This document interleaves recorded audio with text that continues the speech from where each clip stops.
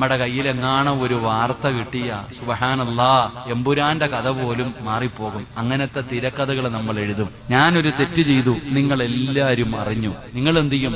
Maximum ആരോടൊക്കെ പറയാൻ പറ്റുമോ അവരോട് മുഴുവനും പറയും. വേണ്ട, നിങ്ങളുടെ നാട്ടിലെ ഒരു പെൺകുട്ടി ഒരു അമുസ്ലിമിന്റെ കൂടെ ഒളിച്ചോടി പോയി. അത് നിങ്ങൾ എന്ത് ചെയ്യും? ആ പെണ്ണിന്റെയും പയ്യന്റെയും ഫോട്ടോയും കൂടെ ചേർത്ത് വെച്ചിട്ട് ലോകം മുഴുവനും അറിയിക്കും. എത്ര പറഞ്ഞ് നാണം കെടുത്താൻ പറ്റുമോ അത്രയും നാണം കെടുത്തും.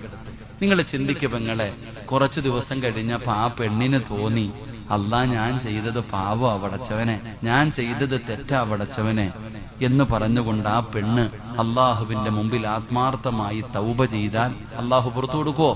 അള്ളാഹു പുറത്തു കൊടുക്കും. നീ ഈ ഫോട്ടോ ഇട്ടിട്ട് ഷെയർ ചെയ്ത് നാട്ടുകാരുടെ മുമ്പിൽ നാണം കെടുത്തിയില്ലേ? നീ അള്ളാഹിനോട് തൗബ ചെയ്ത അള്ളാഹ് പുറത്തു തരുവോ? ഇല്ല. അപ്പൊ നിനക്ക് വിവരമുണ്ട് അല്ലെ? അപ്പൊ എല്ലാത്തിനും അറിയാം, എല്ലാത്തിനും ഇത് അറിയാം.